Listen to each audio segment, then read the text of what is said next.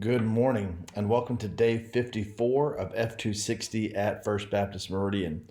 Apologies, we put on our Facebook yesterday that we would have late posts this week. I was traveling back from vacation yesterday, and once I came back, I was pretty much on the phone or the internet reading and listening to more informed minds talk to me about the coronavirus and precautions that we might take as a church.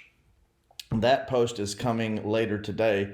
But anyway, by the time I was done with that last night, my brain had no creative energy left to post a video for yesterday's reading. So we'll move that to today and post Friday's reading tomorrow, and we'll be back on schedule next week. So today we look at Deuteronomy chapters 3 and 4. And just by way of reminder from Wednesday, Deuteronomy is the Deuteronomos, the second iteration of the law, namely Israel's covenant with God. And it's broken up into these three speeches that Moses gives. The first speech, which goes through the end of chapter 4, is largely a reiteration of the story from the time they left Egypt until now. And in that, they see how good God has been to his people, but also what some of the consequences have been for the people when they refuse to follow their good covenant God. So Moses finishes telling that today, and that culminates with the conquering of the lands in the Transjordan. Again, eventually you have two and a half tribes after the conquest that settle in the Transjordan, which just means east of the Jordan River, technically outside of the parameters of the Holy Land, where 2.5 tribes settle. But importantly, even though they're going to settle there, even though their land is already conquered and taken, God requires that these 2.5 tribes partner with their kinfolk, the rest of Israel, in taking the land that was promised to their forefathers. So the first big thing in today's reading in Deuteronomy 3:4 is the conquering of the Transjordan areas, but the requirement that those tribes still partner with the others in taking the promised land. The second big thing that you see is this focus on obedience to God.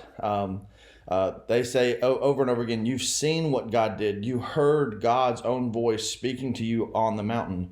The one thing that they did not see was a physical form of God. Interestingly, God has primarily appeared to them by means of fire, thunder and lightning, a visual thing, but a visual phenomenon that does not take a concrete form.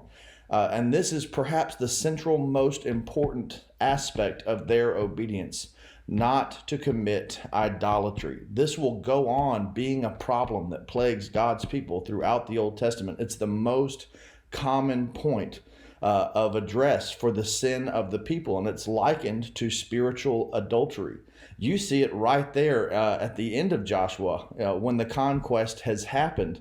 They assemble all the tribes for this covenant renewal ceremony at Shechem, and you have that famous verse from Joshua, "Therefore, if it is evil in your eyes to serve the Lord, then choose for yourselves this day whom you will serve, whether the God of your forefathers who lived beyond the river or the God of the Amorites in whose land you are living.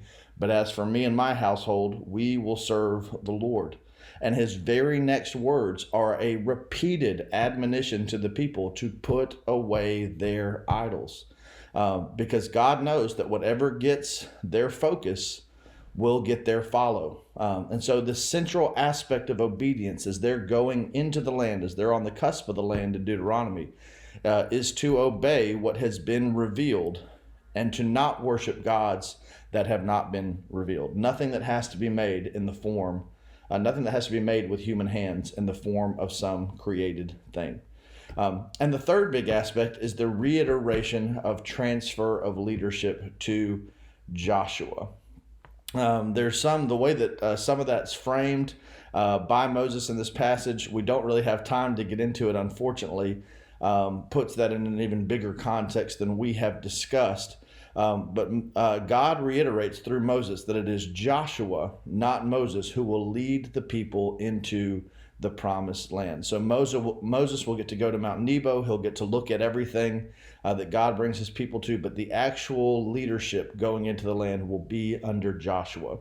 And with that, at the end of chapter 4, the first big speech of Moses that reiterates their history comes to a close. And starting tomorrow, we'll look at part of the second speech.